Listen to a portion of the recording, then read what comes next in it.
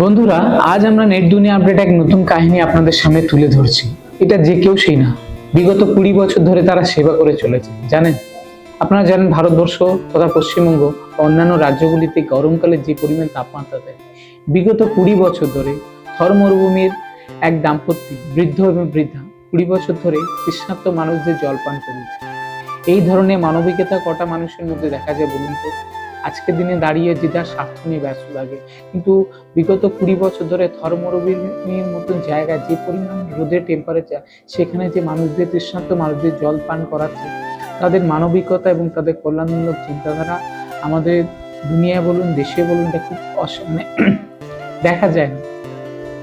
এই ধরনের কাজের সাথে তারা যে যে দম্পতি জুড়ে আছে বা বিগত 20 বছর ধরে মানুষকে তৃষ্ণার্ত মানুষকে জল পান করাচ্ছে, এটা আপনাদের মানবিক দিক দিয়ে কতটা আপনি ভাববেন বা মানবিক দিক থেকে বিচার করলে আপনারা কি বলবেন? অবশ্যই লাইক, কমেন্ট, সাবস্ক্রাইবের মাধ্যমে আমাকে কমেন্ট করুন এবং এই কন্টেন্ট আপনাদের কেমন লাগলো অবশ্যই আমাকে কমেন্ট করে জানান।